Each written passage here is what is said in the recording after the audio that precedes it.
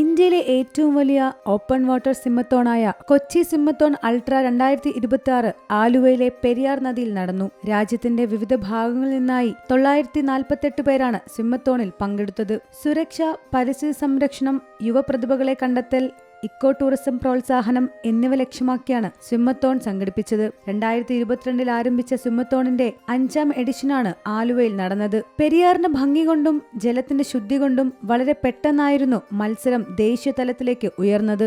Federal Bank Kochi swimathon ultra 2025 5th edition ഏകദേശം 948 participants ആണ് ഇന്ത്യയുടെ പുറത്തുനിന്നും പാർട്ടിസിപ്പേറ്റ് ചെയ്യുന്നത്. ഇതിൽ കേരളത്തിൽ നിന്ന് പുറമെ ഇന്ത്യയുടെ വിവിധ ഭാഗങ്ങളിൽ നിന്ന് ജപ്പാനിൽ നിന്ന് വരെയുള്ള സ്വിമ്മേഴ്സ് വരുന്നുണ്ട്. ഇതിൽ ഏറ്റവും എക്സ്പേർട്ടായിട്ടുള്ള ആൾക്കാരാണ് ഇതിൽ വരിക. ഇതിന് എലിജിബിലിറ്റി ക്രൈറ്റീരിയ ഉണ്ട്. അങ്ങനെ വരുന്ന ആൾക്കാരാണ് ഇന്ത്യയുടെ പല ഭാഗത്തും. നമ്മൾ ഈ തവണ ഇന്ത്യയിലെ ഏറ്റവും വലിയ സിമ്മത്തോണായി മാറിയിരിക്കുകയാണ് Kochi സിമ്മത്തോൺ. Hi, this is Devi, and today I swam the 4K in River Periyar, and it was really amazing. Yes, it was hot, but the last year I did 2K, and it was really nice. I remember the drizzle, and I just love the organization, and I come here for the organizers, for TDK and sports.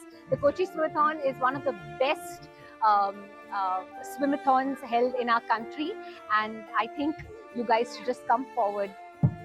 Hi, my name is Prisha Verma. I am 13 years old. I swim under Rupali Repale Swimming Academy. This is my second time in Kochi and my first time participating in 16 kilometers. The experience was very good.